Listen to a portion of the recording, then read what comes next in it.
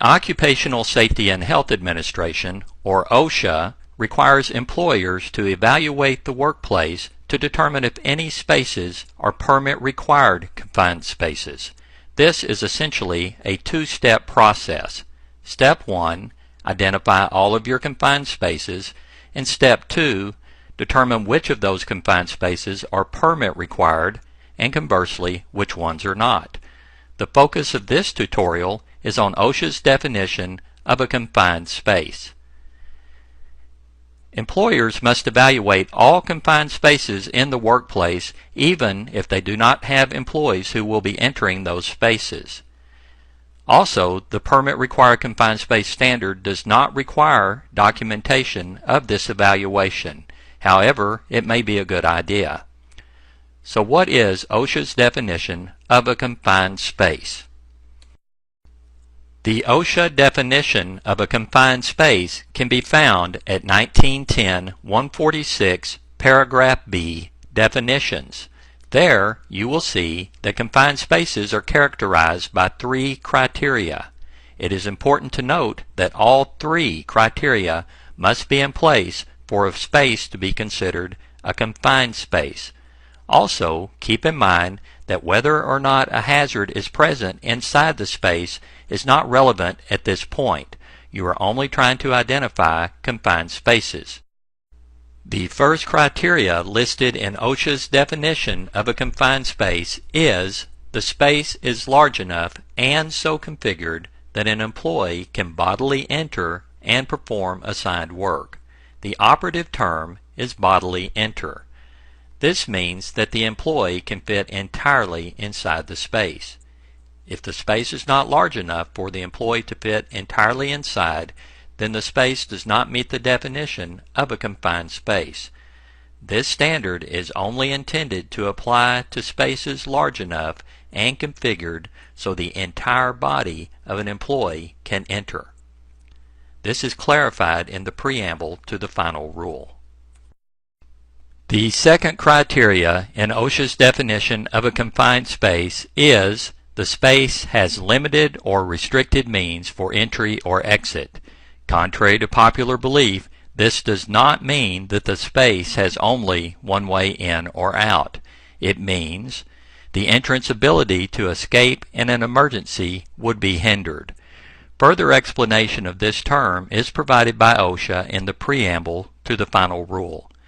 And in the OSHA Confined Space Advisor, they further explain that a space would have a limited means of entry or exit where the occupant must crawl, climb, twist, be constrained in a narrow opening, follow a lengthy path, or otherwise exert unusual effort to enter or leave, or where the entrance may become sealed or secured against opening from inside. Examples of a limited or restricted means of entry or exit could include portholes, where the entrant must squeeze through to enter or exit, hatches of a size or location that require the entrant to climb or squeeze through, manhole openings that the entrant must pass through to get into or out of the space, and entryways where the worker must climb a ladder to enter or exit the space. Spiral stairways, which are difficult to climb or descend.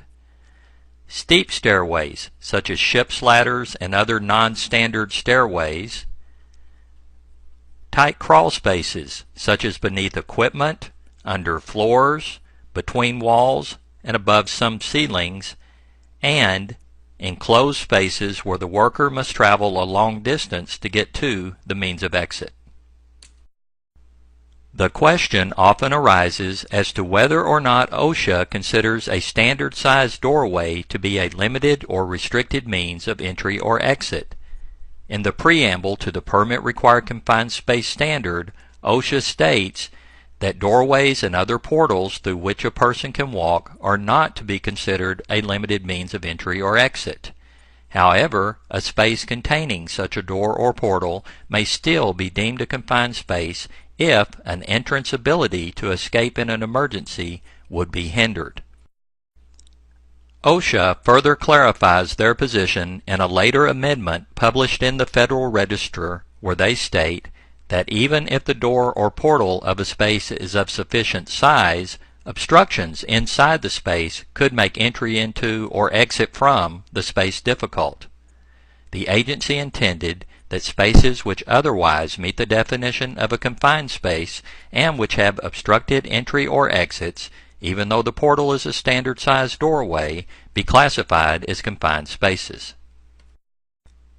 The third and final criteria listed in OSHA's definition of a confined space is the space is not designed for continuous employee occupancy.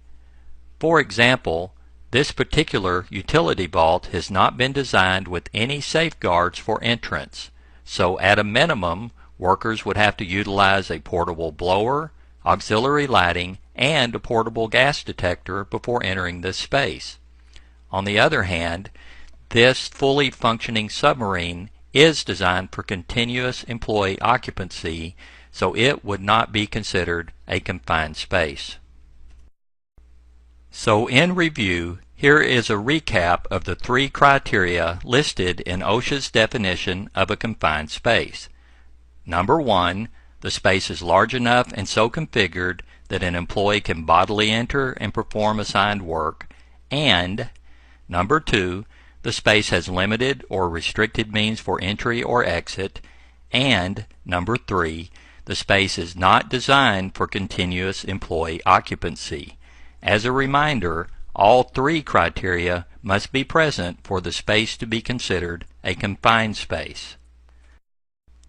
We will now look at some examples of confined spaces. However, you must keep in mind that while these are confined spaces, they may not be permit-required confined spaces. That will be determined at a later time using additional criteria. Tanks of many configurations are considered confined spaces, as are most silos and similarly constructed storage bins. Air handler units and associated equipment are often constructed of a size and configuration that make them a confined space, as would be any ductwork large enough to be bodily entered. Many smokestacks are confined spaces, as would be many chimneys. And escalator pits of a size large enough for the employee to bodily enter would also be considered confined spaces. Some mixers, such as this mobile concrete mixing drum, are confined spaces, as are many types of boilers. Large furnaces and associated equipment often qualify as confined spaces, as do tanks affixed to trailers or to rail cars. And many trash compactors are configured to be confined spaces, as are some material balers. And as previously mentioned, many crawl spaces beneath floors and equipment, between walls, and above some ceilings are considered confined spaces as well. Most sanitary sewer systems are confined spaces, as are sewer lift stations and digesters. Some storm drains and culverts are confined spaces, as are many septic tanks, utility vaults, and pipelines of various sizes. One commonly overlooked type of confined space is dock levelers of the variety that have a front cover that lifts to where a worker could crawl inside. And as previously mentioned, some utility tunnels could be considered confined spaces, as would be some attic spaces and open-top pits. And many conveyor tunnels are confined spaces, as are some elevator pits. These are but a few examples of confined spaces that are present in some workplaces, and there are many that we have not identified in this short tutorial. So you are encouraged to use your knowledge of the OSHA definition of a confined space to identify all of the confined spaces present in your workplace, as this is the first step you will need to take so you can determine which are permit-required confined spaces and conversely which ones are not.